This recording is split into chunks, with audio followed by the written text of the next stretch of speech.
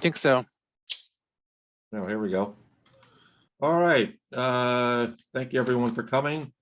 Pursuant to section 20 of chapter 20 of the Acts of 2021 and in line with social distancing guidelines followed during the COVID-19 pandemic, all Port Council members are participating remotely in today's meeting because their physical attendance today would be unreasonably difficult.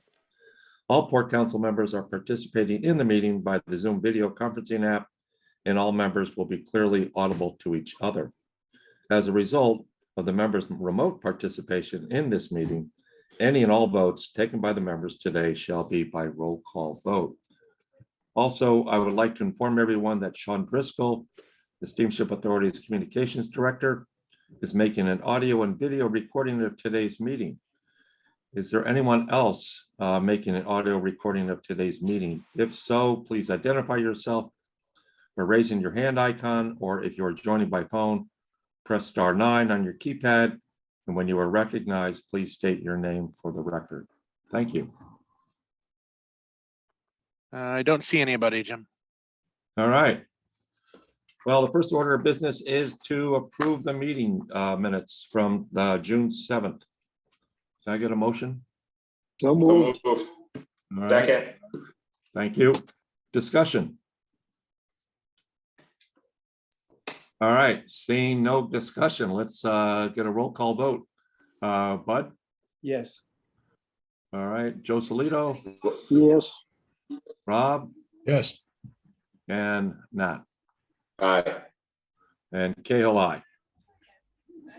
All right, moving on to management report. Bob, do you want to take this one over? Sure. Well, first off, I'll just mention who's in the room here with me. Terrence Keneally, General Counsel, Mark Rosen, Treasurer Comptroller, James Kennefic, Director of Human Resources, Angela Sampson, HSQE Manager, and Allison Fletcher, Director of Shoreside Operations. And Sean's on the Zoom as well, remotely. First item is an update on the website, and so I'll turn that over to Sean so he can get update. And then also we have principals from ADK as well that they can provide. They'll provide a quarterly update. Good morning, everybody. Morning. I am actually going morning. to step out of the way and let Sam Zoloth and Rob Erskine from ADK launch us right into their quarterly update and show you what we've been up to. So Sam and Rob, the floor is yours. Fantastic. Thank you, Sean, and good morning, everybody. I'll try to keep this intro ramble relatively short because we have a lot to show you today. So I'll share my screen to start. Is the screen visible to everyone? Sean, can you give me a thumbs up? Perfect. Okay. So yeah, we'll talk through where we are, where we've been, and where we're going. We'll go through an update on our tech progress. We'll break down some progress on some of the specific pages that we've designed for the website. And then we'll also show you some of the more interactive elements in a scenario that we're very excited. We know is very important to the residents and the audience of Steamship Authority. So without further ado, here's the timeline of where we are today. In our previous report, we were in early May. We had been basically able to sum up that we had validated our strategic approach through research, through conversations with the Steamship team, through conversations with residents of Nantucket, of Martha's Vineyard, of the Cape and surrounding areas, and with some of the more seasonal visitors. And we put that approach through some testing. We mocked up the purchase flow. We decided on what's called a headless approach to our CMS. We talked through our API approach. We showed some style tiles. All of that to say is that it was very high level as it needed to be. But now in July, we've made significant progress on turning that approach into something a little more tangible. And that's what we'll show today. We've been focusing on scaling and refining that approach. So we have made significant progress on the API, both building it and optimizing the performance. Rob will talk to what that actually means in a little more detail shortly. We have some of the designs that we worked on in our prototyping tool moved into code. So there's real developed code behind this. It's interactive, one step closer to being live and finalized. And then we also have some more of the designs finalized and realized. And then before I share what's coming up next and what we're working on today, I want to give us all a chance to take a look at some of the progress that Rob and his engineering team has done. So. Great, thanks, Sam. I can take it away. So first off, I want to start from a very high level, talk about sort of like what kind of progress we've made. And it's really split into these two buckets where we have our front end and sort of our back end. So on the front end side, we built 25 plus components. You can think of components as sort of Lego blocks. I'll get into that a little bit more as we move on here. Each one of those components has different permutations or different modifiers to them. And of that, we have over 60 of those. We've constructed over 30 pages that have URLs. So think about like /blog, /article, things like that. And then on the backend side, we've built over 20 API endpoints, and we've been working really closely with the internal Steamship technology team on working on making it faster and more stable. So what that means is that responses are up to 5 times faster, and they're 90% more stable. So whereas where they were failing 1 out of 10 times before, now they're only failing 1 out of 100 times. So there's still a little bit of work to do there, but we've done a lot of progress to make that a lot more stable and more resilient. On the code side wise, we've done over 100 pull requests. A pull request is essentially when we merge code back into the main trunk and make a deploy. So a lot of collaboration happening there. In between the two teams, we've done over 650 code commits, which is averaging just over 10 a day, which has been really nice progress as well. If we want to jump to the next slide, I can talk a little bit about our API gateway and the progress that we've made there. So the API gateway is essentially taking all the data that exists internally within the Steamship's 4 walls and putting it in the cloud. And this is really beneficial for multiple reasons. We can then cache the API responses. And essentially what that means is instead of hitting the API every single time someone makes a request, every time someone logs in, every time they check availability, every time they make a reservation, they don't have to actually hit the server, they hit the cloud, and it can scale horizontally, meaning that there's many more servers and processes behind that. And because of that, it's a lot more performant, sort of as I mentioned before. So instead of relying solely on the servers and the computers that are within the Steamship, we can rely on Amazon's web services and their API gateway to do a lot of that work for us. If we want to jump to the next slide, I can talk a little bit about how we're actually taking all of the designs that the awesome UX and design team have been working on and actually converting them into code and making them usable to real users. So essentially what we do is we take the designs that the design team does and we break them down into their smallest components and we make components out of them. You can sort of think of these as Lego blocks. So imagine, we have this big, huge table and there's all these different components that we can pick and choose and sort of build our design out of. And on the next slide, I can talk a little bit about how we actually have a video here that's about a minute long, so I can try and speak to it as we go. What we're looking at here is a tool called Storybook. And Storybook is a way to visualize those components in isolation. So we're not looking at them in designs, we're looking at them as they exist solely as core representations of themselves. So here we're looking at a button and all the different properties or props of that button. So I can go through and I can change the style of it.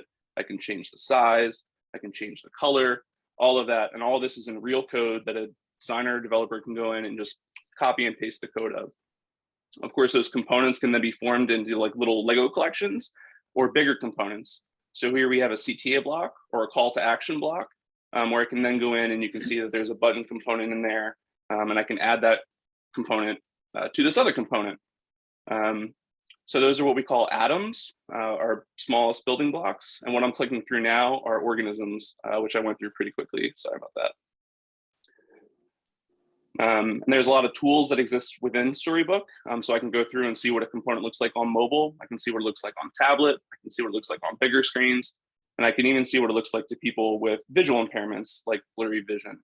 So we can go through this and test all of these things in isolation as they start to build bigger and bigger pages. So I know I just talked through a whole bunch of stuff there, but a lot of really great progress that we've made on the technology side for this update. Great, thanks, Rob. So next up, we'll show some examples of 2 pages. We'll go a little bit deeper into those 2 pages because they represent, they're basically archetypal of the types of pages that most visitors will see on the website.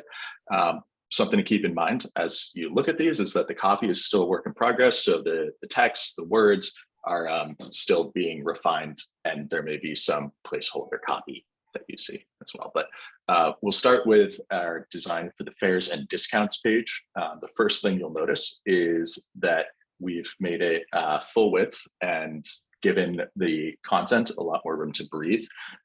So we can give the Steamship Authority team the ability to put in seasonally relevant images that really draw the visitor in, make them feel less like they're reading a printout of text and more like they're actually engaging in a digital experience.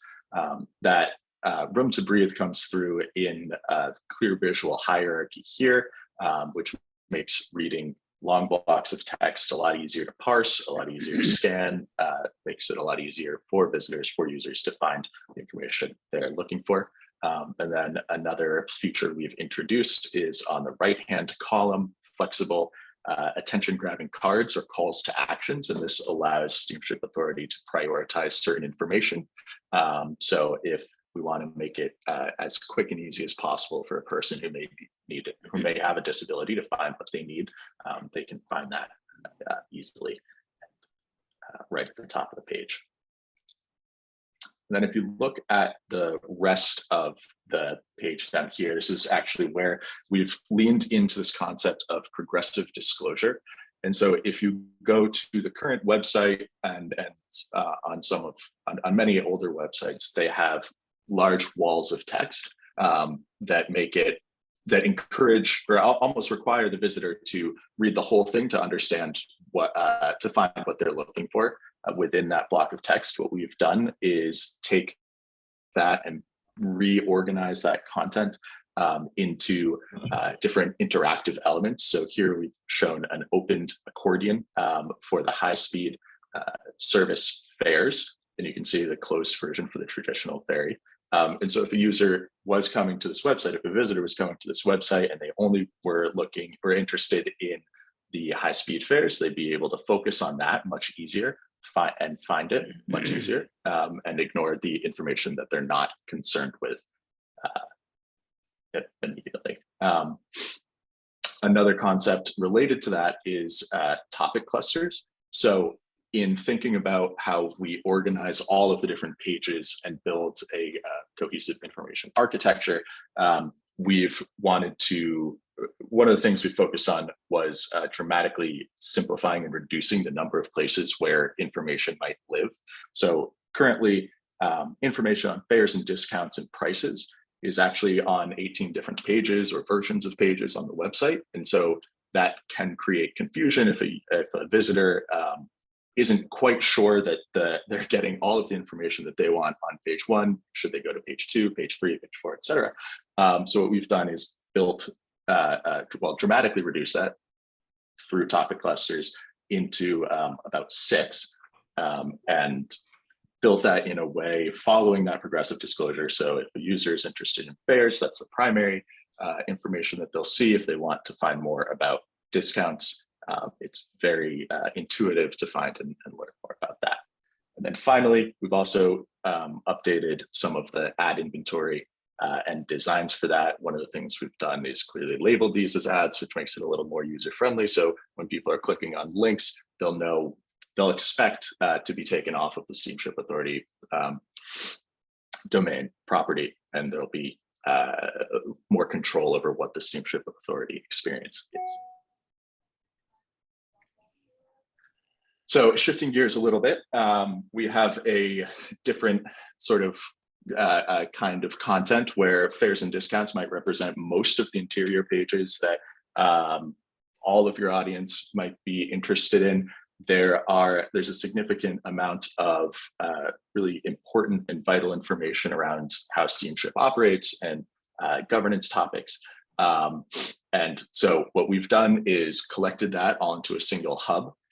We've differentiated the look and feel, so it's a little more formal. to make sure that users can orient themselves around, okay, I was in planning a trip mode, and now I'm in learning more about operations or staying up to date on news and meetings. So we've also taken updates and pushed that up to the hero into almost a news feed, so that it's easy for users to get updated, and it's easy for users to stay up to date by signing up. And then finally, continuing on that topic cluster concept, we have like all of the operations topics collected here for users to click in. So if they want to find budgets, they would go in and see a page dedicated to the downloadable budget summaries.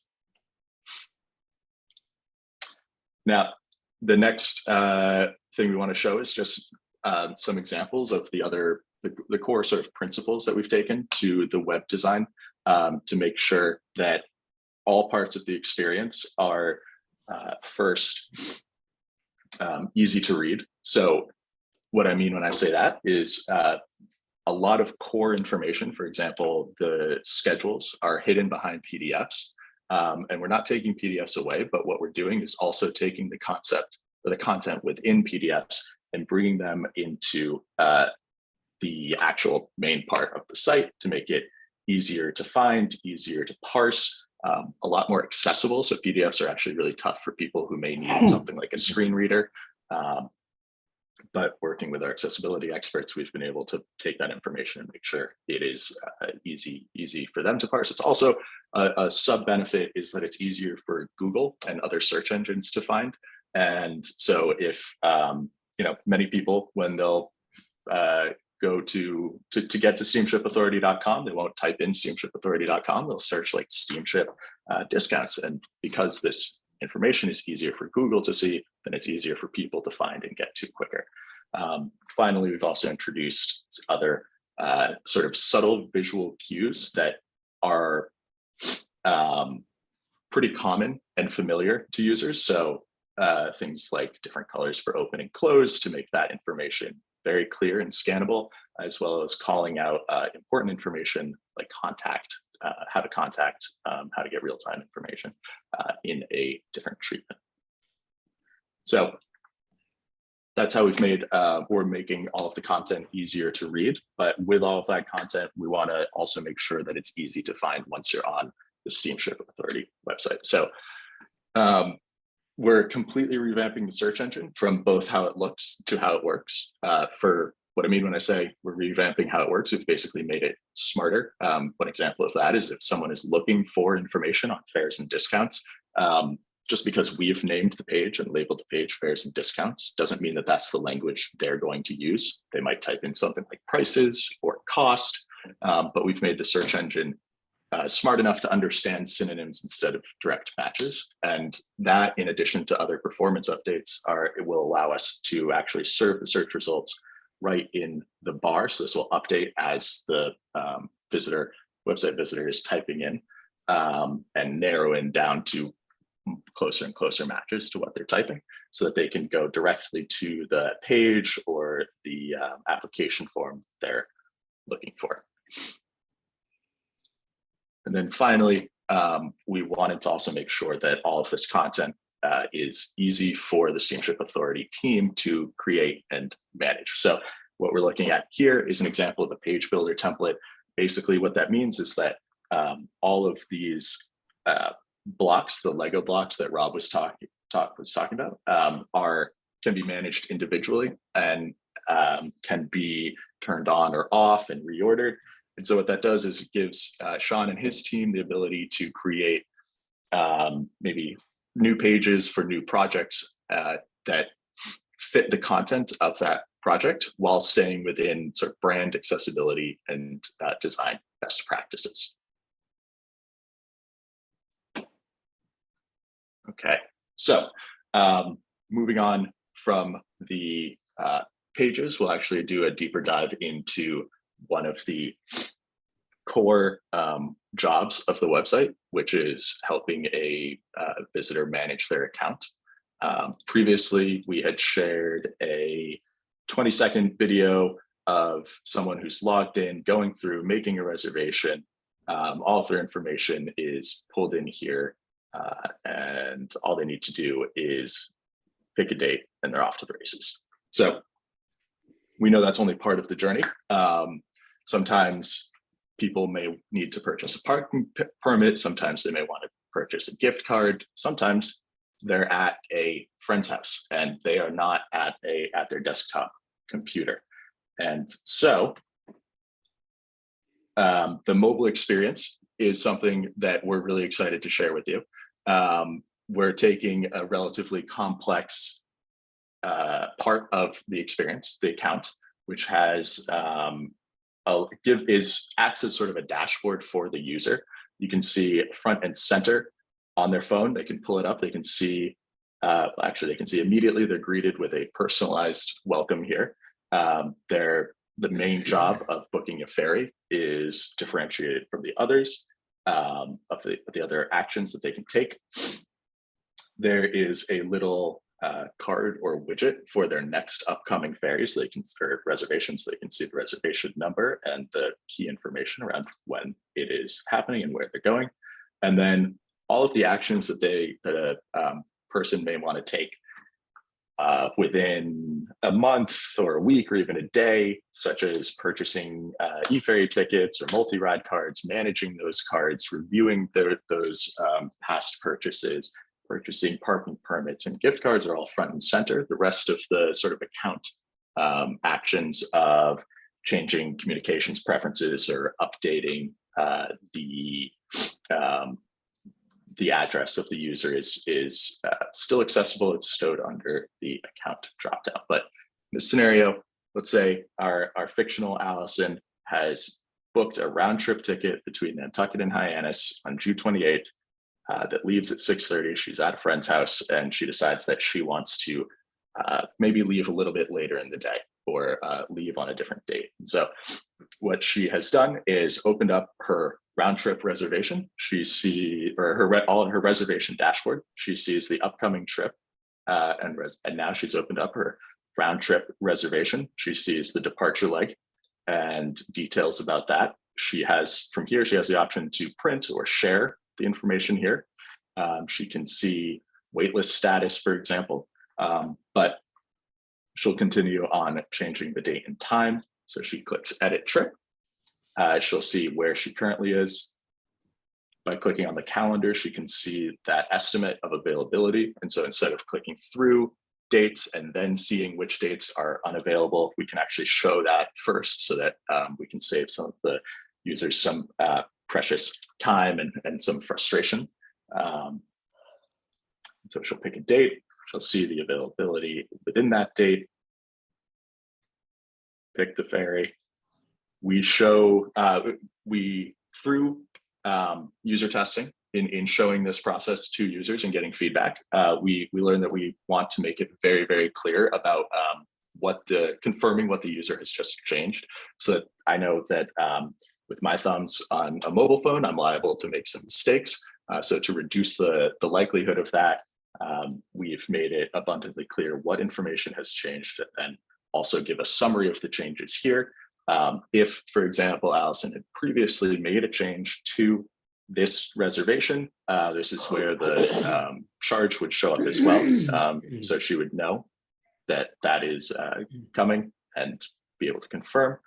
And then finally, she goes through and makes that reservation and gets a confirmation message here, and that would be coupled with another email notification sent to her.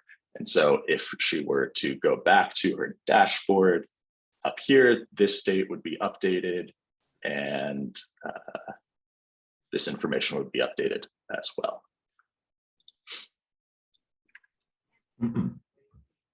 So in the interest of time, might skip over the desktop version. It's essentially the same flow. We worked really hard to make sure that there's parity in the experience between the desktop and the mobile phone online. So what that means is everything you can do on your desktop computer, on your laptop, on your iPad, you can do on an iPhone, an Android phone, or any smartphone as well. And so we were able to walk through the tech progress. We were able to show a couple of detailed screens of some of the pages that we've designed, some of the principles that we're taking and applying to the rest of the site and experience, and then also show what users will be able to do on their mobile phone, which is change a single leg of a round trip ticket wherever they are.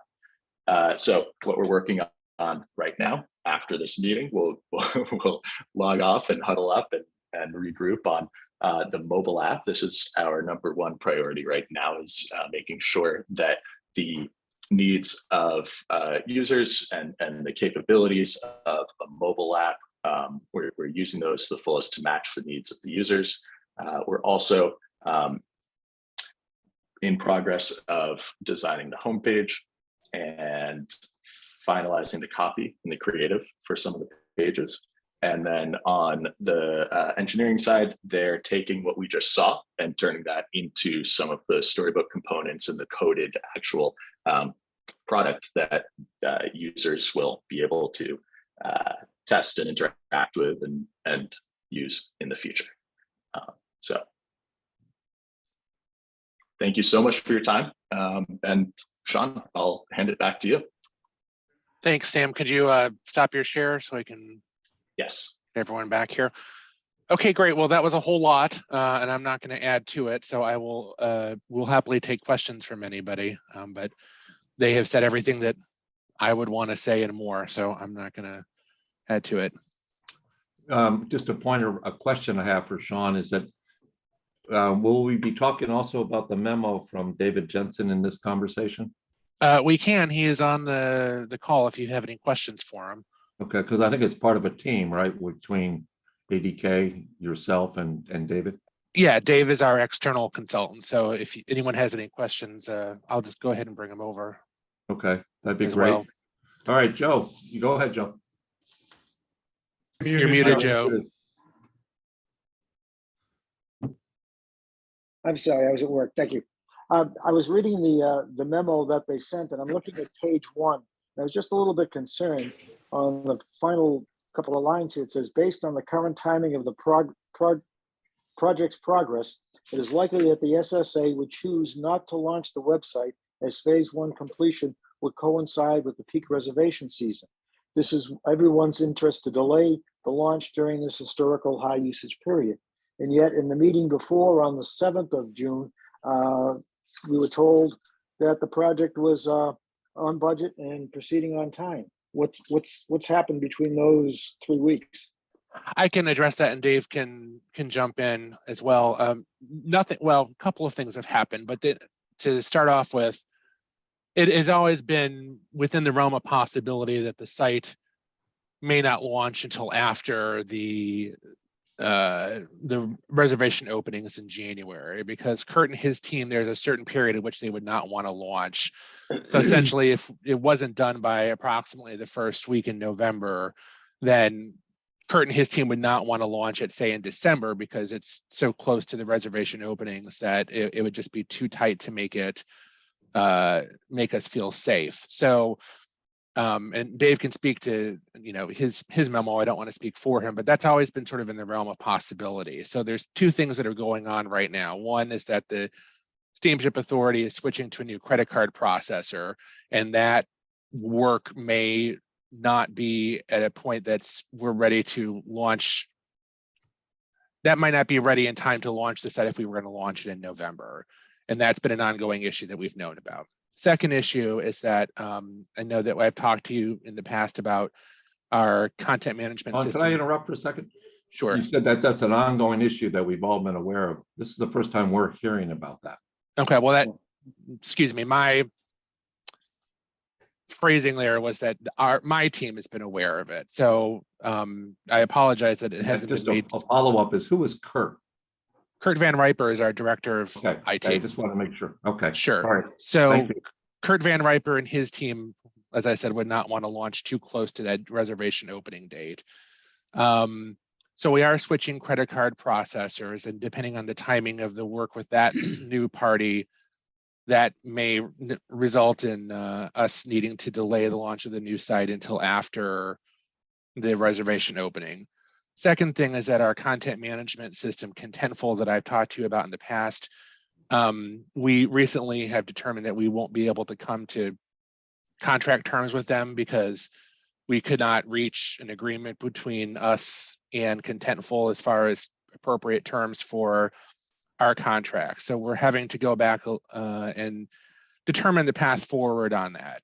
The good news is that the way the site is being built is that we're not going to have to tear down much, if any, work at all because of the way that Rob and his team have been constructing it. But there is going to be additional time needed to sort of determine our path forward, and this has just happened in the last couple of days. So Can I interrupt again? Just it's because it's new to, I think, to everybody on this call. Is yeah. Whose content and what's the disagreement, and can you expand on that? Yes, Contentful is a third-party company that provides, that ADK had identified as being a solution for us to for the content management system. So that's the system that we on the back end use to update the website and manage the content on the website. So as a third-party provider, the Steamship Authority would contract directly with them for that work. And in the legal review of their proposed service agreement, and Terry can speak to this as well if needed, but we had suggested some changes that they didn't agree with in terms of privacy and including Massachusetts state laws specifically in the master services agreement, and we just could not see. We got to a point where it was clear that we weren't going to see eye to eye and be able to get a path forward. So we unfortunately made the decision that we had to stop that investigation with Contentful and find another provider. The good news is there are many providers in this space that can do the same thing Contentful can do. So I'm confident we'll be able to find a solution. It's not going to be a serious delay. I don't believe at this point, again, because the way that the website's being constructed is we'll be able to slot in a new content management system relatively easily. But there is some lost time there as well. So ADK had initially proposed being able to be done in early November. There was always on our team side a possibility that the work might be done in November, but we may still choose to wait to launch until after the general opening. It's just because those are our single biggest days, and that has to go right. And there's a very real concern about launching a new website too close to that and making it too much going on the IT side to feel comfortable with it. And even a slight delay might push it too close to the general openings. So I'm not at this point ready to say for sure that the site will not be ready for January. There's always been a chance that it would not be. It's looking more likely that it won't be at this point, but there's still a lot of things to go, still a lot of work to do between now and then before we know for sure if that ultimate launch gets pushed into the first quarter of next year. And Dave, you can, since this started with a question about your memo, you can jump in if I've missed anything. Yeah, if I could just jump in as chair, David, if you could just give us a complete overview of your memo, that would be very helpful to start the conversation. Sure. Thank you. Yeah, happy to. So, from a 30,000-foot level, the teams have continued to work really well together. ADK is frankly exceptional in what they've done. They have listened, they have designed, they have developed iterations and prototypes, and so everything from my perspective that we're seeing from them has been way above board and very iterative and very collaborative. And on the Steamship side, we have a complex, we have multiple audiences and complex technology systems, as well as user interfaces that are are very important that we communicate the complexities of those operations and what we need.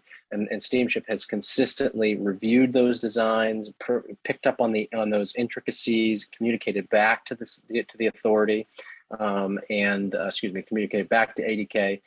All of those nuanced things that need to be revised, and so that partnership has continued to be very strong. Rob from ADK and his team have identified very early on that there were some stability issues with the API, and Mark and Kurt from the Steamship responded very quickly. They've stood up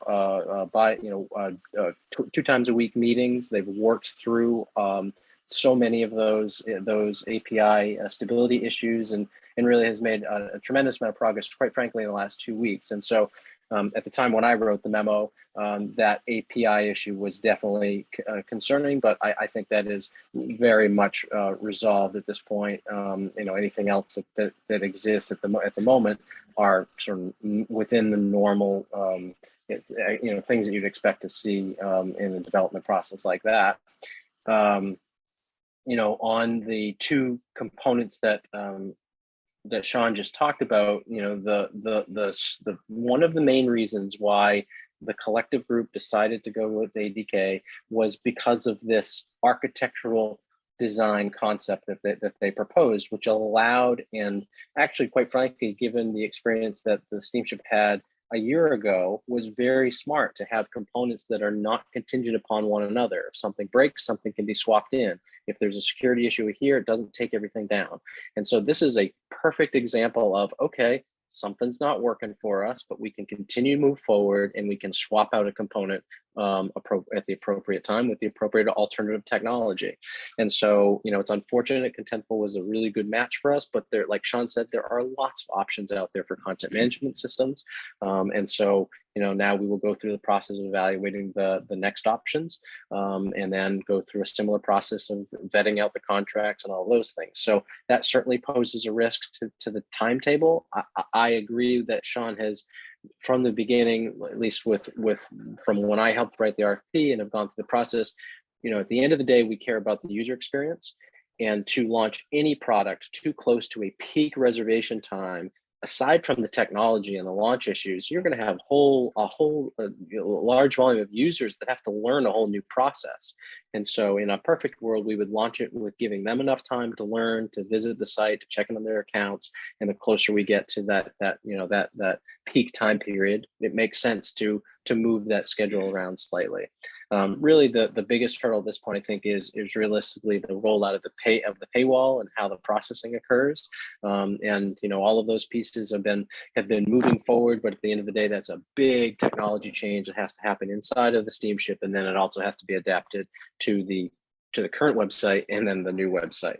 So again, I think these are within the normal ranges of adjustments, and frankly, some of these are on the very critical scale, and the teams have been very proactive, very communicated really well, identified those concerns, and then have adjusted quickly. So hopefully that summarizes sort of what I was encapsulating in the memo. I have some follow-up questions, but I just want to let my other Port Council members feel free to jump in with questions at this point. Nat, Joe?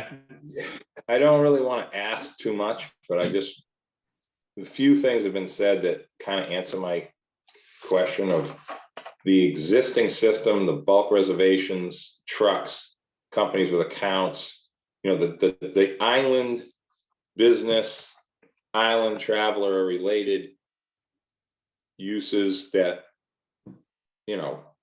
have their flaws, but they figured it out. How is this new stuff going to affect the ongoing system that we have for that?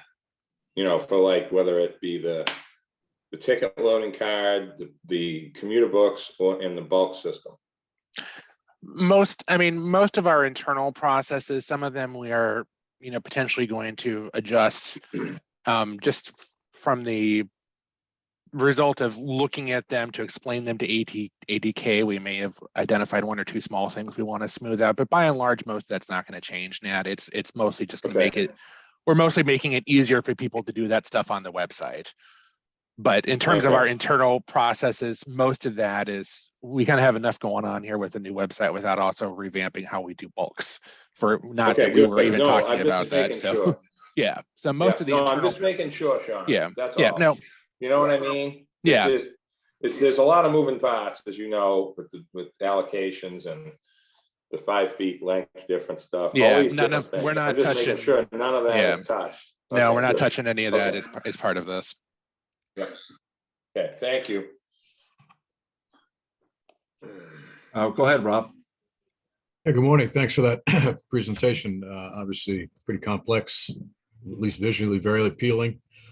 Obviously, once you get to use it, you'll understand it a lot better just from a PowerPoint. Just to refresh, what's the value of the contract for this work? with ADK? Just short of $2 million. I don't 2 have the million, exact yeah. figure in front of me. Okay, and what's the projected sort of maintenance costs annually once we go?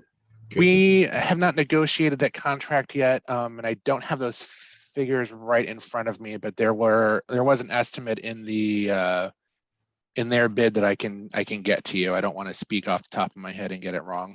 Yeah, okay, I was just trying to get a sense of scale and context, so, and not super critical. I guess the other thing relates to schedule, and that's, it seems sort of self-evident that January is off the table. But when do you declare that? Yeah. It seems almost inevitable, and it might actually be a better project if you plan for a rollout that you're actually going to meet, and then all the intricacies of doing that Mhm. would be planned for, rather than sort of waiting for it to be kind of, still trying, but not going to make it. And then it becomes a little bit of a scramble. I think that the ultimate decision on that will probably wait until after we identify how we're moving forward on the new content management system, because the answer to that's probably going to answer that question as well. So I would say probably in the next few weeks, we're going to make that call definitively, but I'm not ready to do it yet. So just thinking about that, I mean, if January is like, the height of, and when we obviously just can't put anything at risk, when is the optimum time for a handover that might be, the least risk in terms of those things? Probably in the February to March period, because that gives us enough time to launch and then get everything up to speed before summer. Okay, So those I are would my say questions. Yep, the latter part of Q1. Yeah.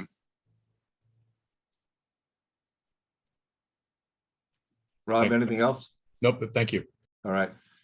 David, I forgot to thank you for your oversight or overview. It's very helpful. Question for you, David. How dependent are we on the system that resides in Falmouth going forward once this project is completed? I mean, it is your operation software, and so it will always remain in existence. Anything that happens in the 4 walls in regards to reservations and accounts still exists there.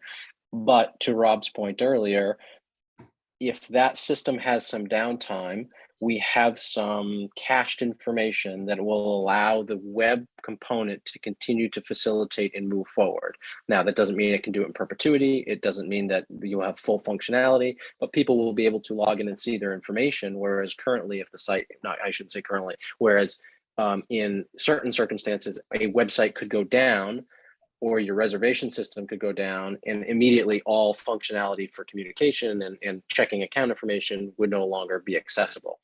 You will have the ability to, components can go down in the new system while still maintaining the app, while still maintaining the mobile experience. So it allows for a more seamless user interface when issues come up. But at the end of the day, to answer your question directly, everything is contingent and functional off of the reservation system. So that reservation system resides on what piece of equipment, what software?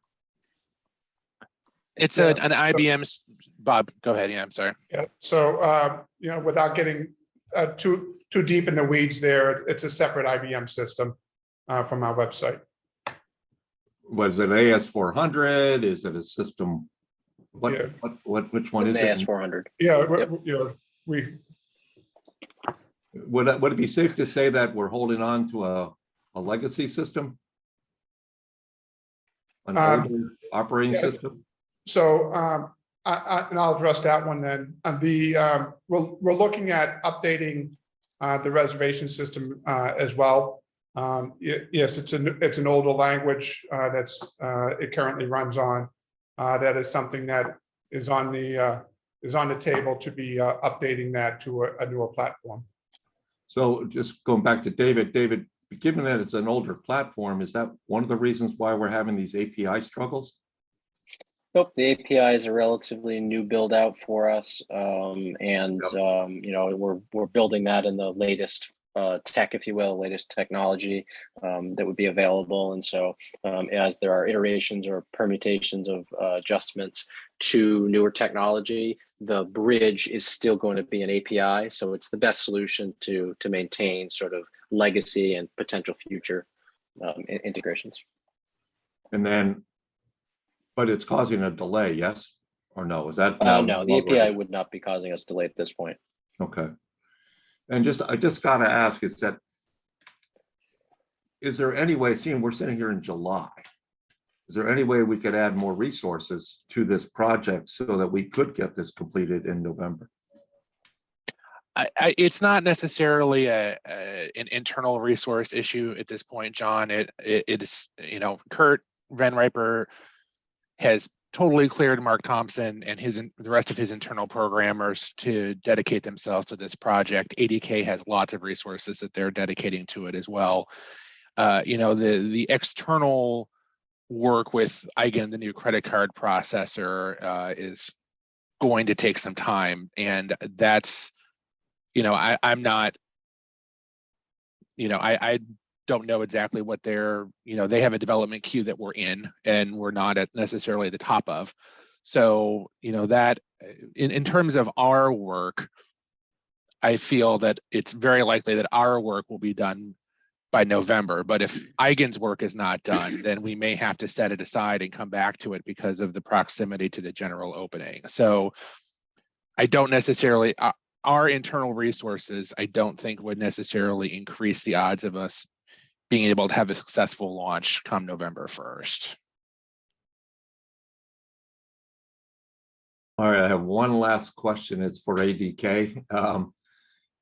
Could you guys, in the next time you make a presentation, whether it be to the Port Council or the Steamship Authority, start with the user experience from the homepage and walk us through what that will be for the average consumer, whether it be on the passenger ferry, getting a ticket, or bringing my car over, or I'm a freight company.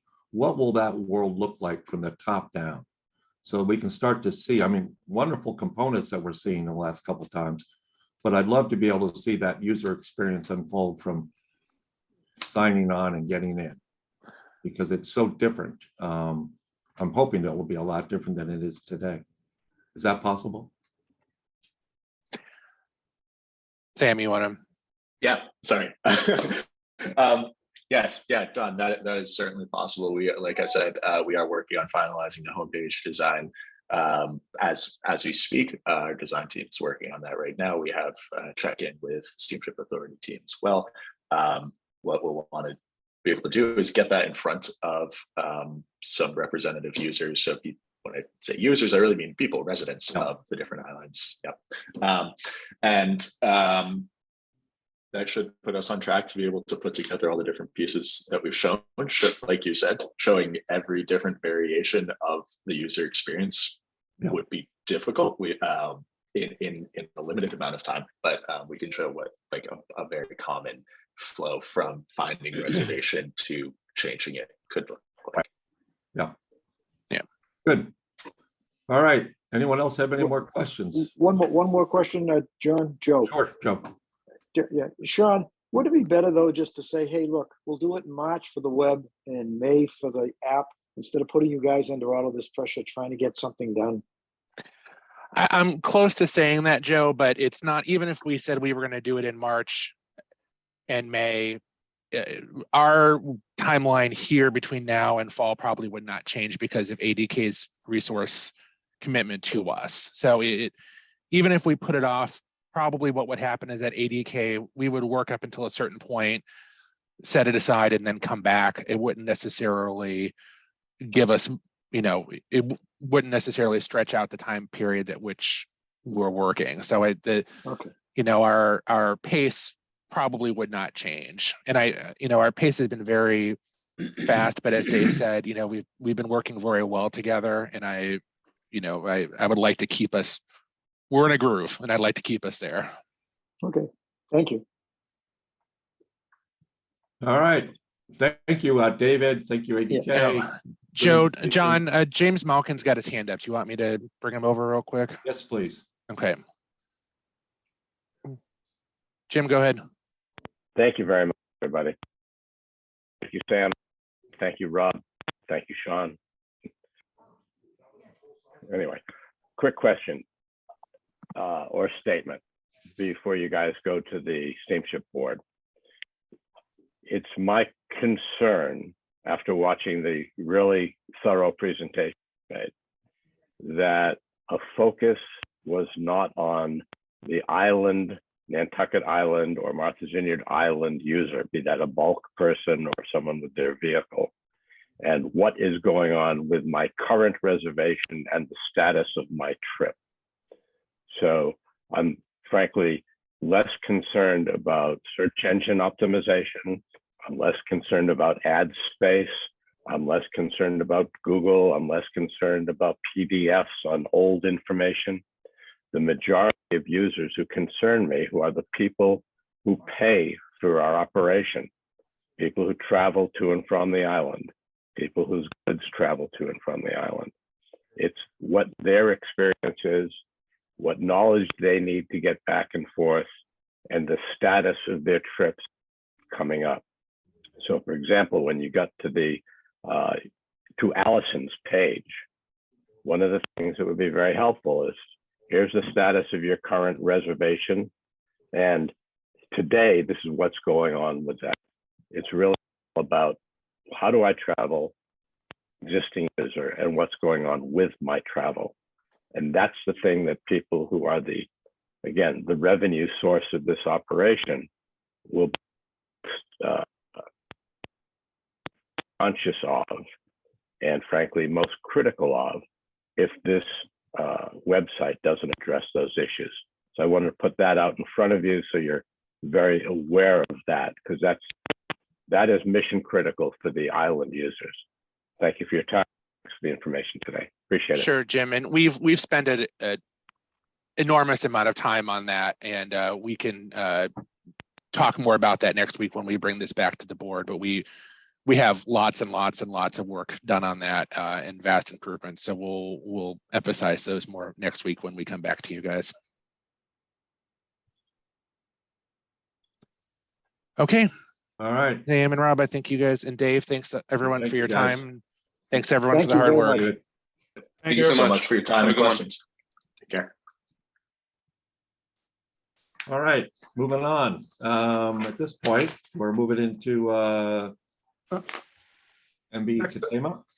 Yeah, so the MV Katama was scheduled for a dry dock period this year from June 25th through August 8th, but that has been delayed at this point. The MV governor experienced an issue with one of the main engine turbos when it was heading to replace the Katama back in June. Bob, you meant Gayhead. The Gayhead. I know we love the governor, but it's the Gayhead. Did I say governor? Sorry. The Gay had experienced a problem with the main engine turbo, had to return to Fairhaven. Our maintenance crew discovered that there was a damage to an impeller on the turbo, required replacements, and so parts were being sourced. While they were waiting for that, they did an inspection on the turbo on the other main engine and noticed some similar damage. So we're replacing that one as well. We expect both turbos to work on that to be completed tomorrow.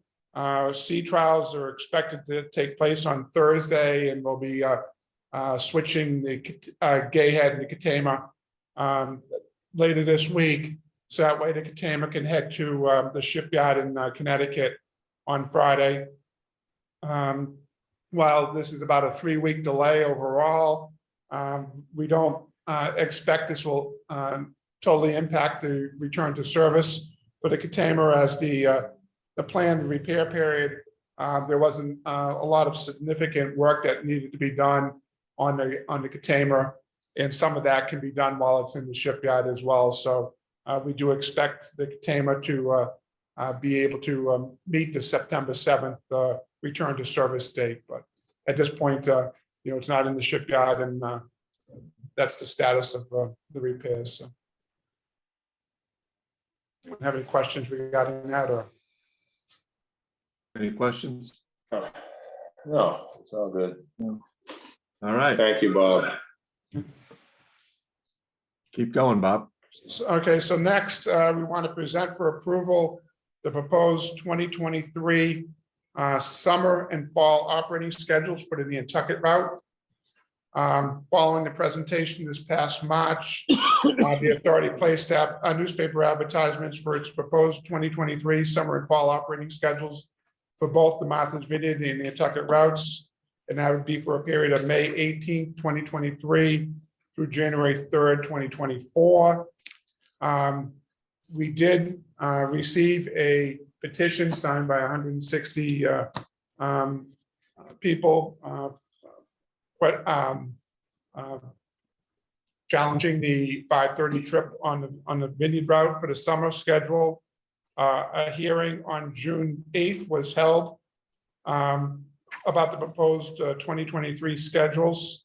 No comments were received during that hearing regarding the proposed 2023 summer and fall operating schedules for the authority's Nantucket route. So the staff would like to proceed with getting that portion of the schedule approved. The proposed summer schedule for the Nantucket route would be from May 18th through October 23rd. It would start one day later and end 4 days later than in 2022. The proposed 2023 summer Nantucket schedule would essentially be the same as 2022, with the exception of the assigned vessels, the start and end dates of those vessel assignments. So it's the same vessels, it's just that the dates move slightly because of repair periods.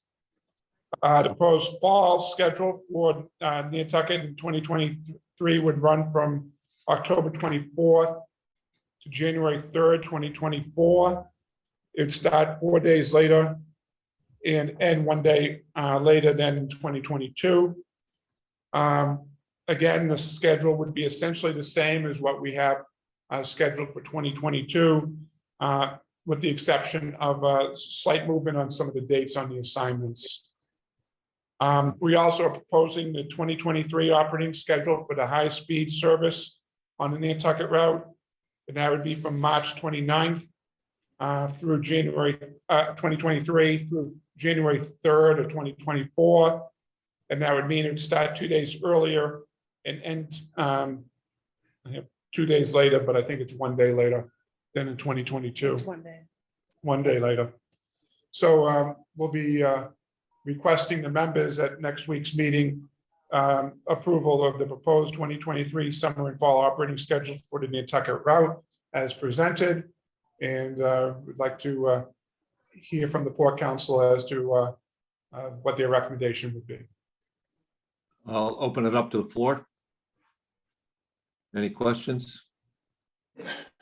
No, Matt, do you want to make a motion? I think. no, I'll make a motion to, do you need approval or is this a draft, Bob? Approval. Approval. Okay.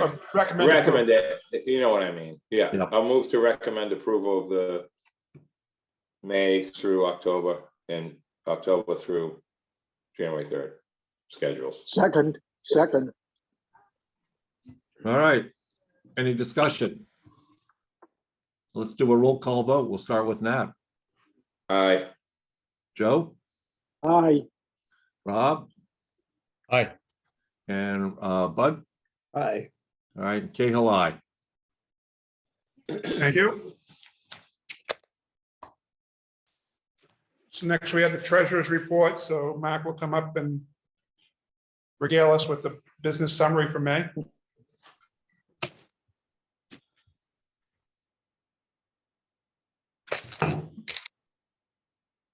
Morning, everyone. Morning, Mark. Hello, Mark. All right, so Sean will put the PowerPoint up for the business summary at his convenience. Sorry, my computer got slow. You can give me 2 seconds. You can go ahead and get started. Sure. So as we wait for Sean, I'll go over the passengers carried for the month of May. On the Vineyard route, we're up about 15,000 passengers. 15,000 passengers or 7.8%. On the Nantucket route, we're up about 1,500 passengers or 3.2%. In both routes combined, we're up just under 17,000 passengers or 6.8%. Year to date, passengers are up 8.5% combined for both routes. And here's a monthly graph showing the comparison of 2021 versus 2022. Here's the passenger vehicles, i.e. vehicles less than 20 feet for the month of May. On the Vineyard route, we're down just under 1,500 cars or 3.2%, where you can see the standard vehicles are both down while the excursion vehicle fare vehicles are up on the Vineyard route. On the Nantucket route, we're down 438 cars for the month or 5.5%. And the same trend is on the Vineyard where we see the excursion vehicles up and the standard fare vehicles down. Both routes combined for the month of May, we're down just over 1,900 vehicles, so 3.5%. And year to date, both routes combined are down 3,159 vehicles or 1.6%. And again, it's the standard fares are down while the excursions are up.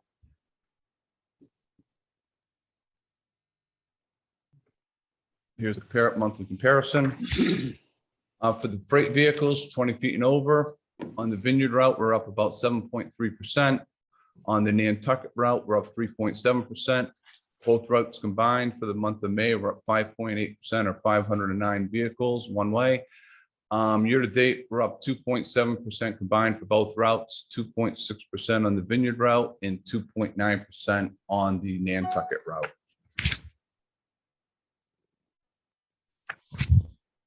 Again, there's the monthly breakdown. Cars parked on the Vineyard route, we're up just under 1,800 vehicles or 15%. The Nantucket route was down just under 300 vehicles or 8.5%. Both routes combined are up just under 1,500 vehicles or 9.7%. Year to date, we're up 12.7% or 4,225 cars parked for both routes combined. Here we can see the monthly breakdown, and then you can see how the cars, the parking lots ramp up and as far as volume goes as well. Really illustrates it in this graph. Trip summary on the Vineyard route. For the month of May, we had 14 trips canceled for mechanical, 9 for weather, and 3 for traffic. On the Nantucket route, we had 16 trips canceled for mechanical, 42 for weather, and 2 for traffic. Year to date combined for both routes, we've seen 53 trips canceled for mechanical, 227 for weather, and 134 for traffic demand reasons. Hey, Mark, before you go off that slide, Sure. can I ask you a question? Absolutely. Thank you. Just on the trip summary report for Martha's Vineyard, we budgeted 6,196. What does available mean?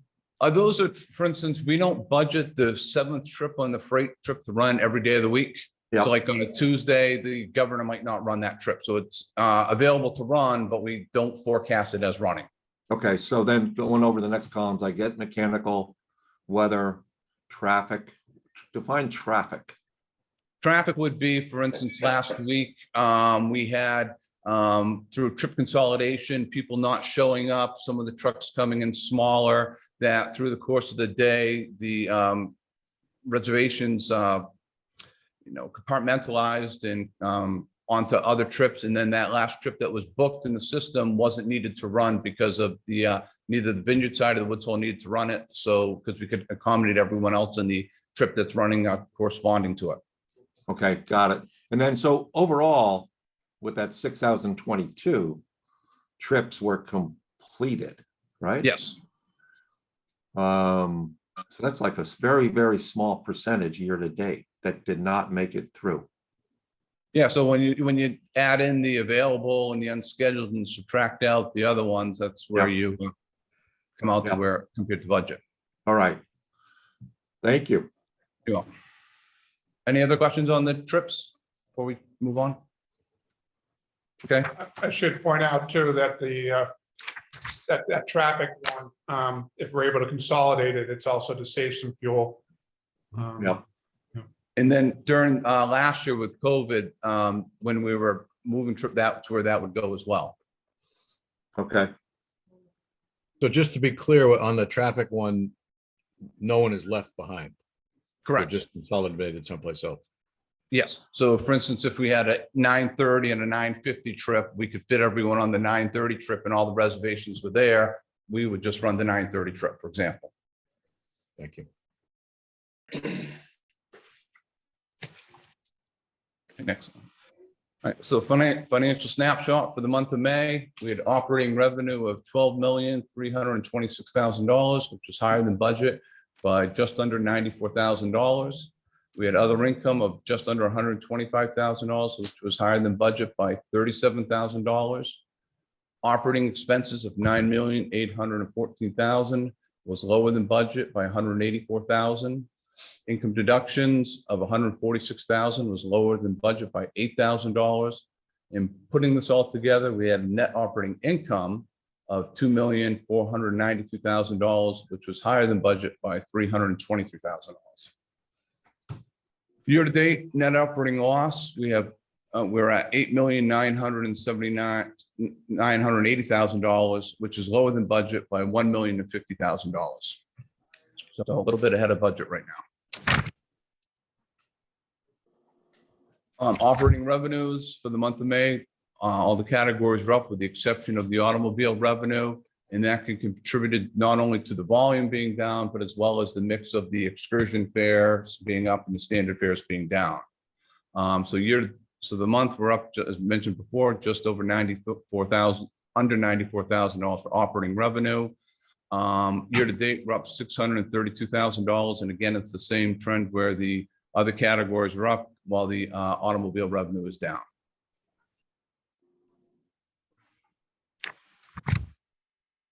Hey, Here's Mark, break the- what do you think the Sure. explanation for that is? I'm sorry, didn't mean to interrupt you. Yeah, so it's a change going back to more similar travel patterns to pre-pandemic, where the standard fare reservations are down, where the second homeowner who's not going there as much, or people traveling with a car versus walking on, and where the excursion people were on the island weren't traveling off as much in the past. And you can also see the passenger travel, the parking are up as well. So that's going back to the getting back to traffic patterns pre-pandemic. Interesting. Okay, got that. Thank you. So it's not a new trend. This is actually the old way. Then- Yeah, we're getting back to, we're normalizing. Yeah, okay. Thank you.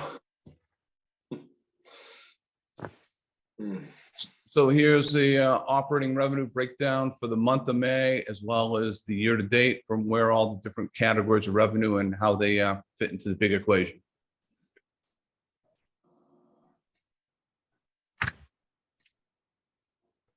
Operating expenses for the month, total operating expenses were down $184,000. Big one driver is the vessel operations, and the main driver in that was fuel expense for the month of May was up. We had budgeted about $2.49 for fuel, and it came in about $3.43. Year to date, we're under budget by about $874,000, mainly in the general expense category. Where we have health claims down about $800,000, unemployment claims down about $360,000, and training down about $260,000. And with the exception of the unemployment, not knowing what the rates will be, I expect the healthcare and the trainings to normalize more as we progress throughout the year. So I think that number will come down. So operating expenses, again, like the revenue, showing a breakdown where all the operating expenses are, both for the month of May as well as January through May. Since we're in July, give a peek of what happened in June for the passengers. Passengers were up 7.7% compared to the year before, and brings the year total of 8.2. And remember, last year our passengers came in about 90% of pre-pandemic levels. So we're getting pretty close to those numbers. Vehicles carried for the month of June. Again, we see the trend continuing with the regular cars down and the excursions up. So on the Vineyard route, we see total vehicles were down in the month of June about 1.9%, and on the Nantucket route down about 1.7%. And with that, I'd be happy to answer any questions anyone might have. Any questions? Nice job, Mark. Thank you very much. Okay, and just another quick heads up. So for Yep. the first week of July, both routes passengers were up about 6.6%. So this is July 1st through the 7th. Automobiles on both routes were down about 3.2%, and trucks were combined up one truck or 0.1%, both routes combined. But so for July, for the July 1st through 7th, and then I'll be putting something out to indicate how the July 4th traffic patterns were. We generally look at the weekend before and the weekend after to get a better view. Great. Thank you. Thank you. Thank you.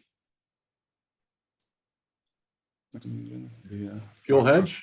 Fuel hedge. Okay, speaking of fuel, as mentioned before, if Sean can bring the PowerPoint up.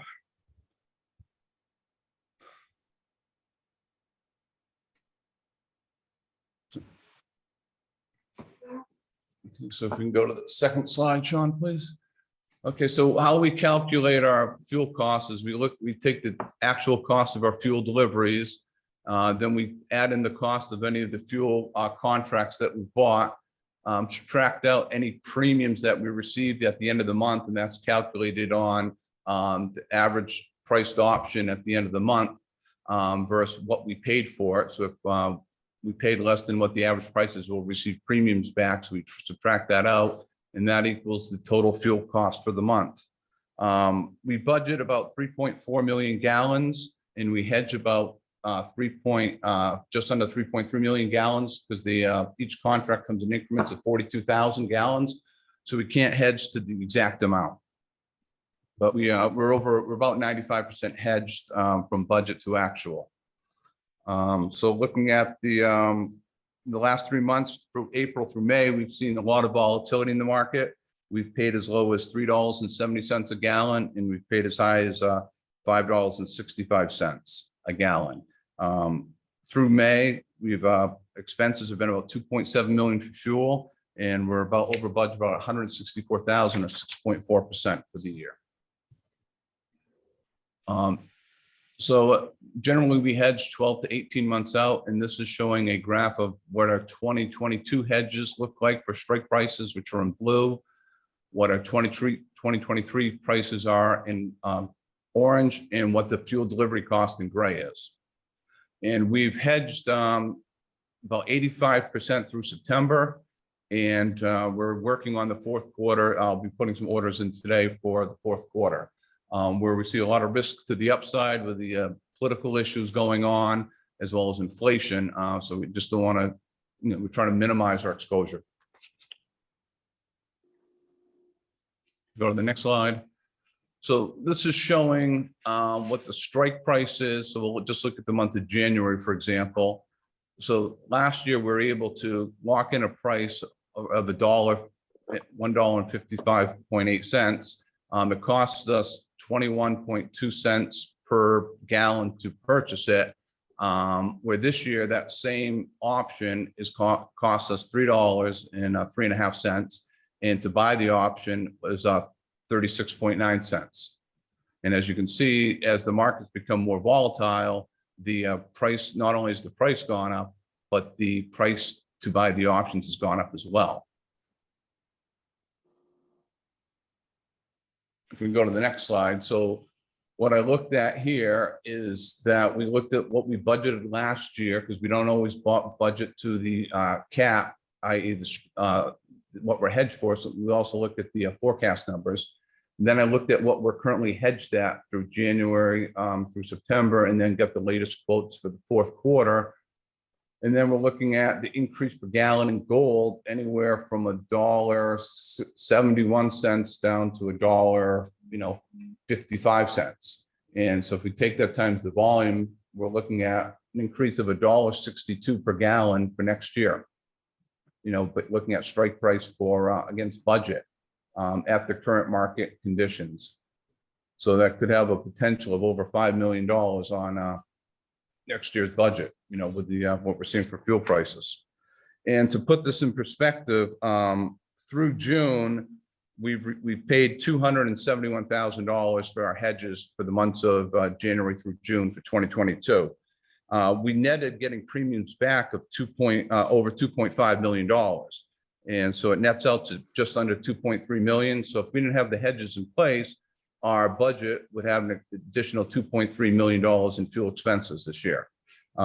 Just alone in the last 3 months, we've realized about 1.6 million of that 2.2 million, 2.3 million. So in the last 3 months, we've seen a lot of volatility. So with that, I'd be happy to, Barbara, I'd be happy to answer any questions regarding this. It's not a fun topic. Everyone's experiencing it in their own realm at the gas station as well. Anyone have any questions for Mark? Yeah, John, just real quick. Mark, thank you. We can call this the George Balco report, like the Flowers report for the cost of service analysis. So when we had the last time we had a spike in price, as I recall, we were able to weather this increase, and then it takes another year for the hedging to reset itself. That's my own wording. I'm not sure if I'm saying it right, but I think you understand where I'm going. So you're guessing, the best guess you can give with Hedge Solutions for next year, and let's just say the price drops, I'm just saying $1 a gallon in 2024. How does the hedging, gradually reduce its cost to us? If the prices go down, that happens. Yeah, so this year we have some exposure because, as I mentioned before, we're not hedged all the way through the year, and for the budget figures we use for October, November, December, because we weren't hedged then. We started preparing the budget. We use the blended average for the year, so we have a little exposure there, but not significant. Where this year we don't see any major impacts to our budget because of the fuel prices. Next year, you've seen, not only the strike prices are higher, the hedge prices are higher. So we're gonna this year we're being spared for most of the impact. Next year we're hedged lower than the actual cost what we're paying. So it really depends how far that the prices fall. That if it falls down some where it's still above our hedges, we'll have an offset, so it'll come in roughly at the cap. So I'd have to do some modeling to look at when and where it happens. That's not only is it how much it happens, but what time of the year does it happen? Right. We don't use as much in the winter. Right. So through June, I think we've used 1.5 of the 3.4 million. So.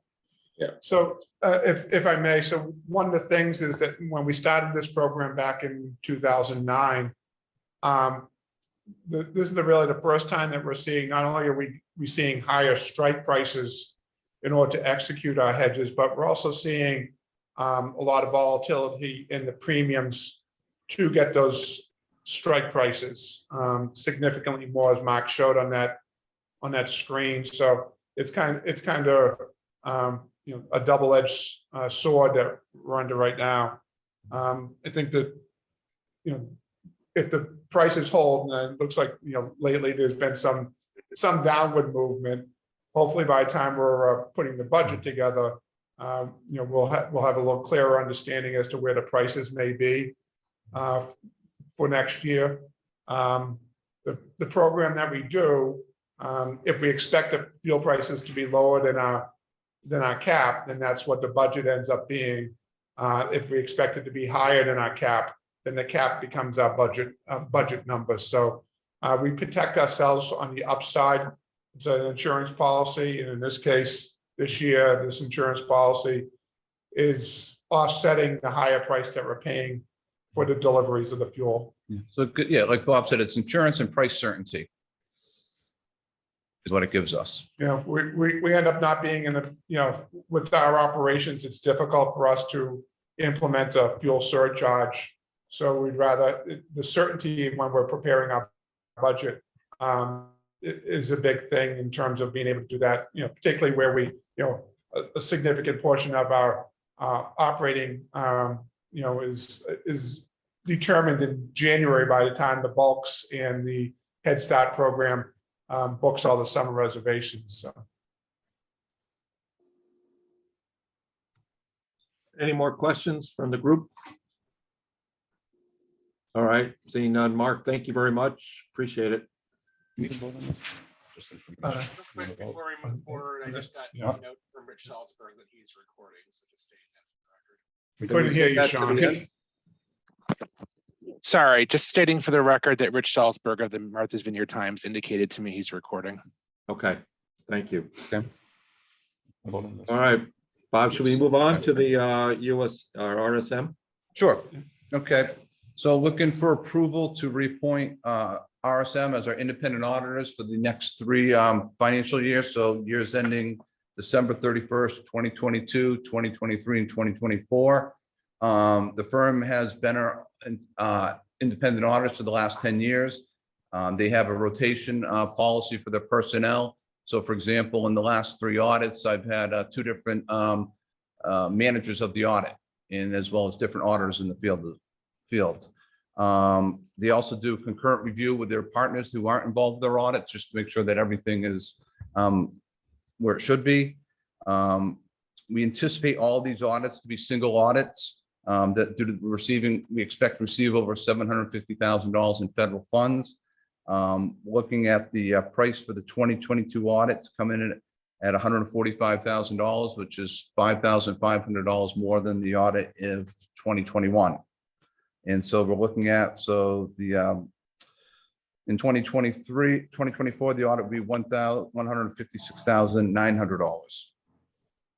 And then in 2023, it would be $150,800.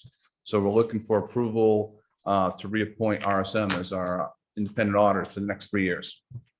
Do you need that from the Port Council today? We're going to be bringing it to the board next week. So if the Port Council still chooses to recommend it. All right, someone on the So Port Council want to make a I motion? make a motion, so moved, Jim. All right, second Second. discussion? Matt, are you warming up there or you just, No, I'm fine. okay, all right. I just know, getting to know you. My day's getting longer every minute that goes by this meeting. All So right. Go ahead. I just have a question. Bob has a question and then we'll move on to Bud. Yeah, I was just curious about the process for recompete, whether or not there's any, is there some time frame during which we would normally recompete this thing? And I'm not suggesting we should, but just curious about how we fit within that normal cycle. Because otherwise it's very straightforward, obviously, but I'm sure that there's some requirement to reconsider our auditors at different times. Well, actually, there is no requirement for this type of service. We have in the past gone out to seek proposals from accounting firms for this service. For probably about 50 years, we were one form or another a Deloitte customer. For our audit, we did go out and seek about 10, 11 years ago now, I guess, proposals because of it's a specialized service, governmental accounting. At the time, Deloitte was transferring most of their governmental service to a different area of the country. They're concentrating more on the consulting aspect of it. We found RSM was one of the proponents. They're a top 5 accounting firm in the country.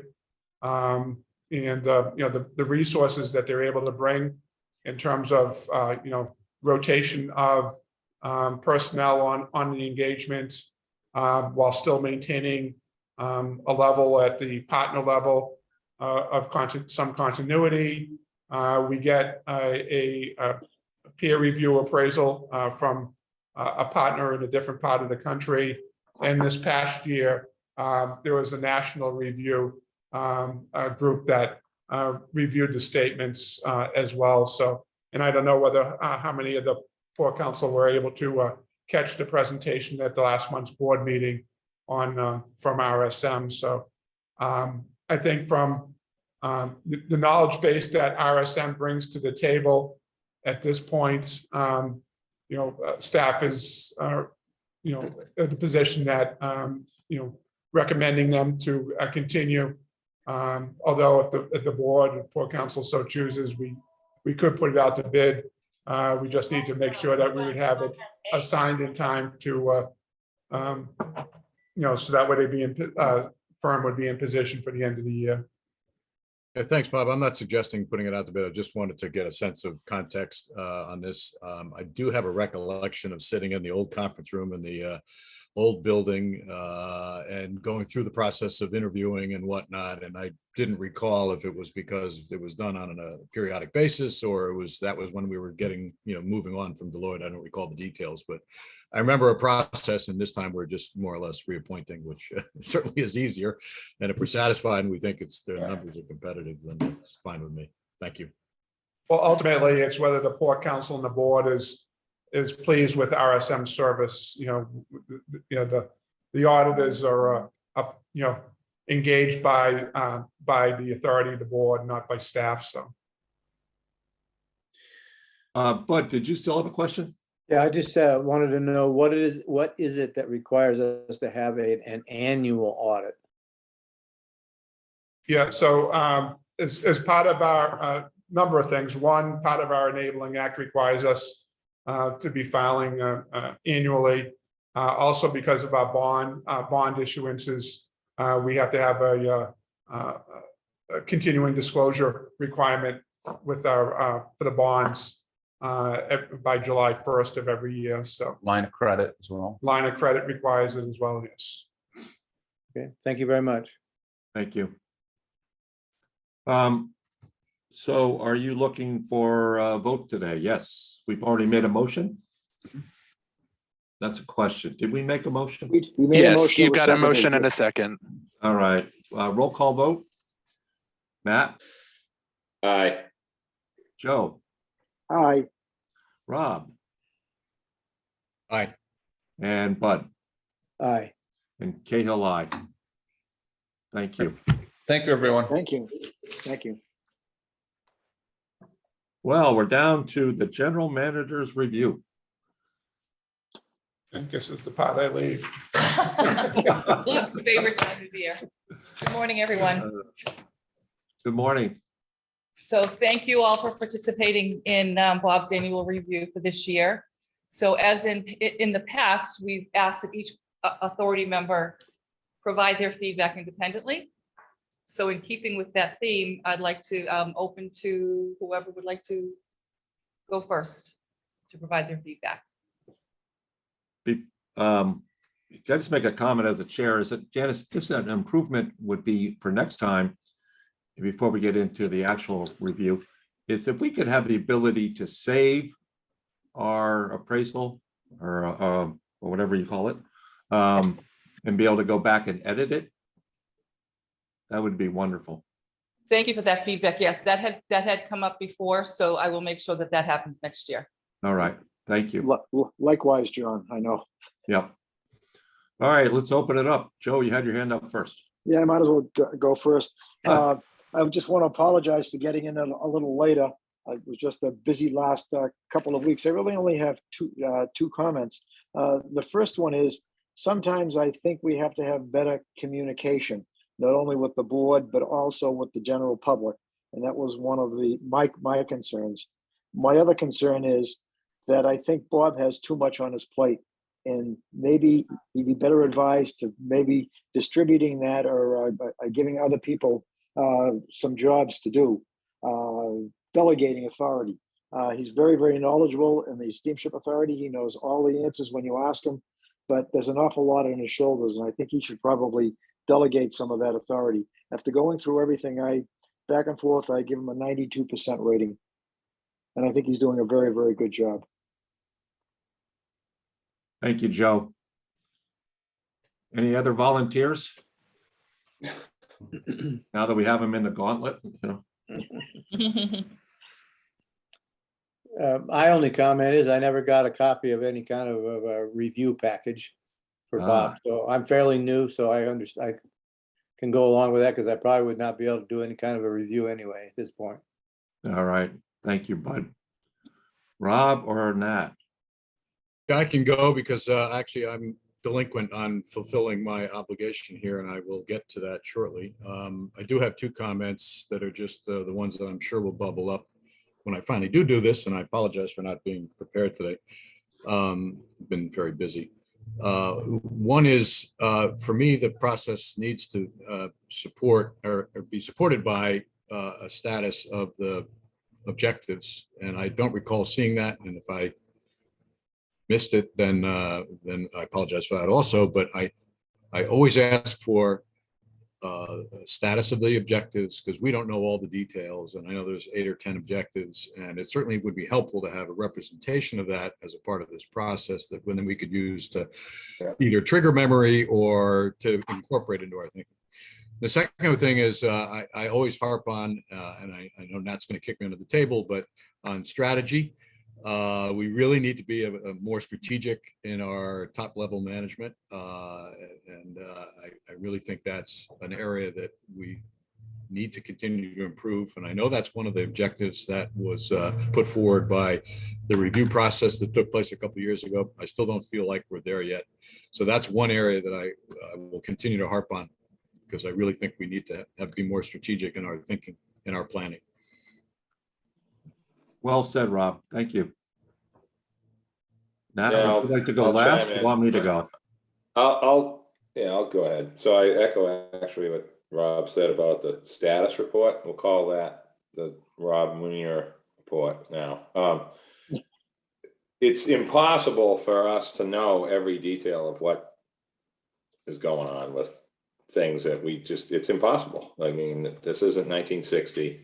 This is 2022. It's, so that would be something that we should get some sort of report on that when we have these reviews for Bob. The other thing is, I do this for Andrew, our planning director, and it's like these formats are so similar.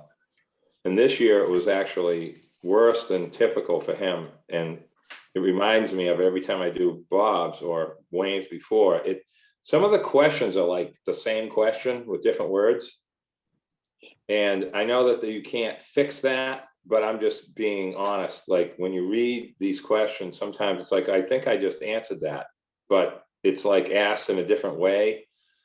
Then you sort of have to make up an answer that is not the same as the one before that you answered the same question. So, I'm a simple guy.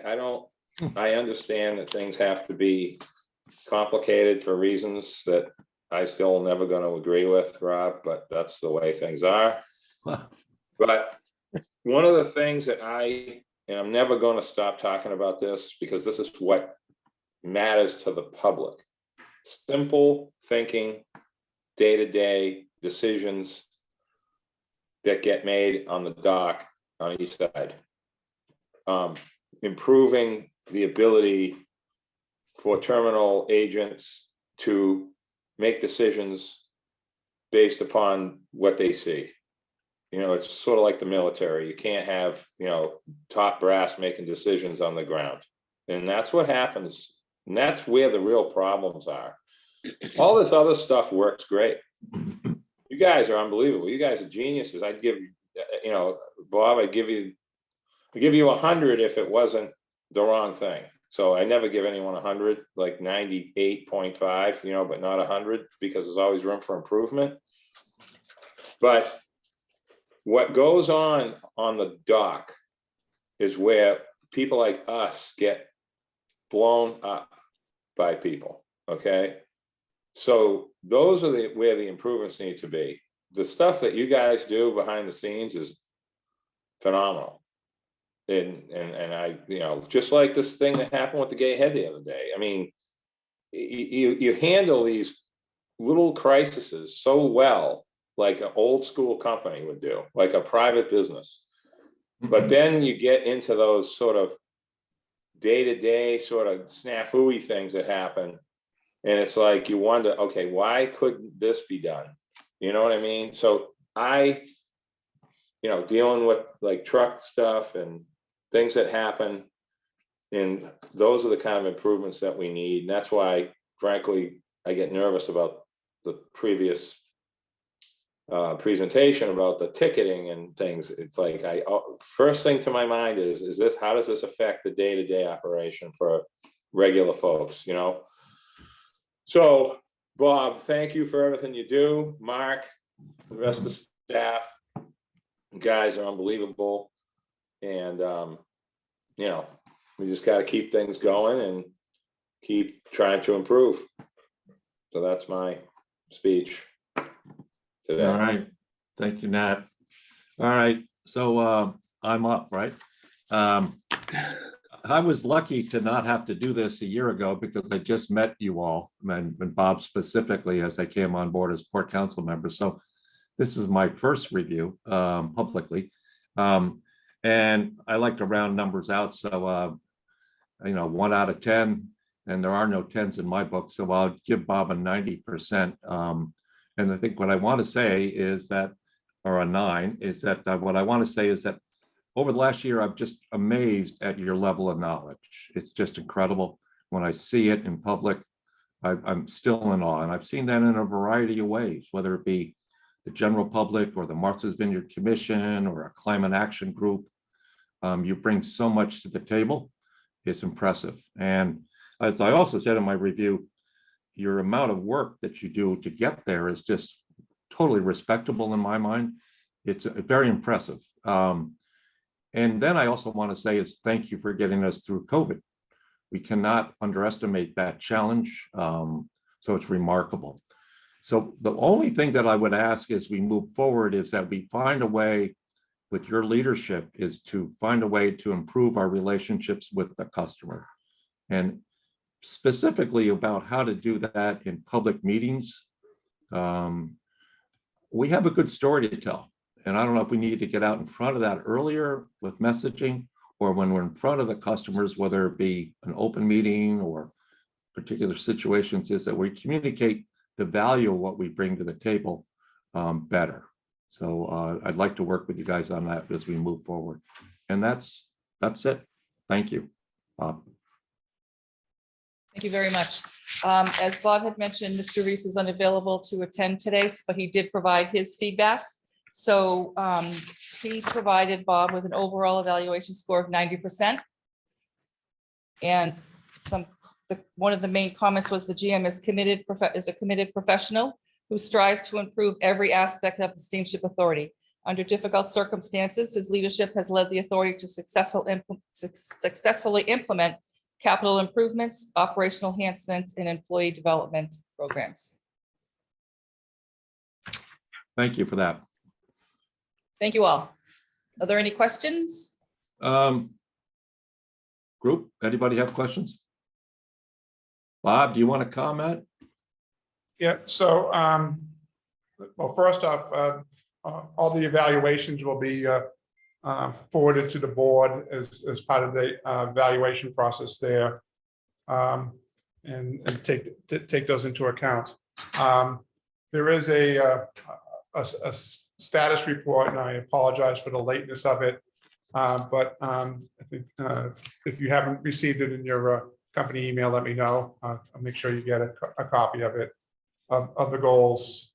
Kind of get pushed aside before I go. We had the meeting today. But in terms of it, I think, any comments to the good because of the staff and the frontline people that we have, it's really a testament to their dedication and everything that, it makes the authority run. And yes, obviously, the frontline aspect of it, customer engagement, is something that we need to continually be working on and trying to improve. And, communications is going to be key to that as well. So those are all things that we have on our docket to be checking off, and hopefully there will be improvements in as we move along. But thank you. Welcome. Nice job. All right. Are we going to talk about revised Port Council meeting schedules? Yeah, so there's a draft of the schedule. So as it stands right now, the waiver for remote meetings ends on the 15th. There is a bill both on the Senate side and the House side to extend that until sometime next year at the minimum, if not in perpetuity, because this really does afford a lot of people the opportunity to attend meetings that they wouldn't otherwise be able to do so. So, but in the absence of that, we're looking at a schedule in terms of a reconvening. I should mention that the variations I've seen of the bill, I think, include the possibility of it being hybrid, in which a combination we'd be doing a Zoom / in-person type setup. So we just came up with a schedule here. Typically we're in Falmouth 1 month and Hyannis the next month. When we're in Falmouth, because of travel, we usually don't start until 10 o'clock. When we're in Hyannis, it's 9:30. The only thing that we are looking at here is the November 1st date. Excuse me, the October 4th date, sorry. October 4th date. The September Port Council and September board meetings are moved back 1 week because of the budget. And the board meeting would be on the 29th. And then we expect to be doing, as we start looking at this as part of some community engagement, we want to hold some budget workshops after the board meeting, but before the final budget is proposed. And if we had that meeting on October 4th, that really doesn't give us a lot of time to have that meeting, consider anything, and make any revisions to the budget. So if the Port Council would be so inclined, if we could push that October 4th meeting back to the 11th, it'd be helpful. Or some other date. And we can, if you're not prepared at this point, we can work on dates at a future time as well.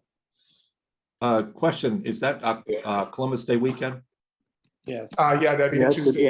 It'd be It's a Tuesday after Columbus Columbus. Day, after Columbus Day weekend, yeah. All right. You guys want to make a decision on that today, or you want to ponder it? Matt? I would defer to Bob. I mean, it's a ways away. It's not a big deal. Whatever that is, the 11th is a Tuesday, Bob, I'm assuming. The 11th is a Tuesday. It's a Tuesday, yeah. Yeah. I mean, whatever everybody says, I mean, that's fine. I just want to, do you want to vote for that, or do you want to just leave that alone for now? We can just, it's far enough away that we could just leave it alone, Yeah. as long as there's no objections. And as I said, things may change between now and Friday in terms of the meeting. That's fine. Yep. Yeah, so, Mr. Chair, can I just sort of comment a little on what Bob was talking about? So we're all over this over here too, with other boards and commissions I'm on and everyone else. They're supposed to be making a decision on the 15th, Bob, like you said. Yeah. something's supposed to happen. I don't know what exactly, but hybrid, can you do hybrid in Hyannis, Bob? Do we have the technology down there? I haven't been there in so long, I forgot where it is upstairs. Yeah, So that's why, what are we doing down that's why we penciled in the first meeting to be here. Yeah. To allow us the time to be able to make sure that we can do it in Hyannis. Because select board is doing it here now, but they're the only ones that are doing it, I believe. HTC might be, but I'm not sure. And that issue is coming up, you know, more and more. And then there's also some weird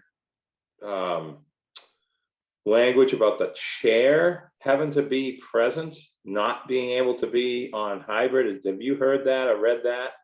No. The variations of the bills that I'd seen had been one version required a third of the membership to be present, Yeah, a quorum. and another physically present, and another version, I forget which one, whether it's the House or the Senate version, required just a sole member to be present.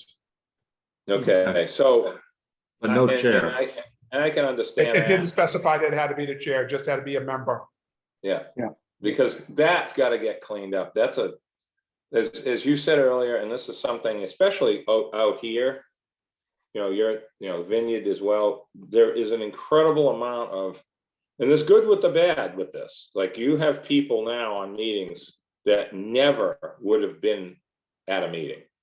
Correct. January, especially December, January, February, March, right? Now you've got all kinds of people on these meetings, and you know, I could turn around and say, well, that's worse. But on the other side, it's helpful for town council, it's helpful for consultants, it's helpful for weather. I mean, I don't want to go to Falmouth anymore, Bob. I love you. I actually love when my little card opens the gate, makes me feel all warm and cozy, but I want to stay here so I can go back to work. And this is complicated now to do this. So, especially in the busy time of year or bad weather. Vineyard, it's a little easier to go to meetings, but not from here. So I'm hoping that we can do hybrid. We've also discussed, I remember, I just don't remember what meeting it was, Bob. We discussed an in-present meeting like we did last year with the board at the same time as a policy for us. And I think that should be revisited. I think that was very helpful. Be nice to meet Bud. It's nice to see everybody that one time. I would suggest a different place to eat than the last place. Sorry, your time's up there, Nat. But I mean, other than that, you know, I hope we can go hybrid. So. All right. Thank you. Well, speaking to that, John, the hybrid system has been in effect for a long time because the county commissioners did that. Oak Bluffs is on a hybrid system now where the selectmen meet in person, but they're still having people on Zoom that can come in and attend the meetings. And if it's a hybrid system, you have to have a quorum in the room first. Right. Which would mean if we did it in Hyannis and we had a quorum, Nat wouldn't have to come over. Yep. All right. Have we exhausted that topic? Do you want to keep going? So we'll wait till the 15th is the message, what I heard. And Bob, you're in charge of setting up a revised schedule? Yeah, we'll keep track of what's going on, and hopefully by the 15th, we have some clarity. All right. At this point, Bob, are we okay to move on to public comment? Yes. All right. Any members of the press wish to speak, just raise their hand. I think Sean will recognize you. Yep. Go ahead, Rich. It's Rich from the MV Times. Hey, Rich. Hi. I just wanted to get a little bit of clarification on the what ails the gay head. I came into the meeting, I think, in the midst of that conversation, so you may have already covered it, but I'll ask again if it's permissible.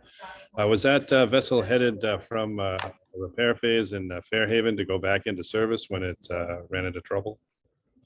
Yeah, so it had been for its annual repair period in Fairhaven. There was a work that was performed on the one of the main engines. They had sea trials. They had Coast Guard sea trials The vessel performed well. However, the next day, when they started to head to Hyannis to switch with the Katama, they noticed an issue. They recognized an issue. They shut the engine down. They returned to Fairhaven, and upon inspection, there was a damage to the impeller in one of the turbos, so had to be replaced. Was there any indication of what caused the damage?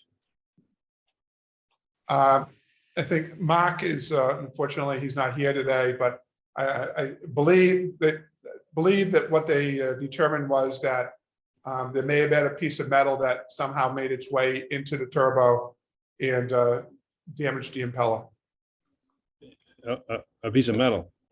Yes. Is it possible the metal was from other repairs that were going on during its repair period?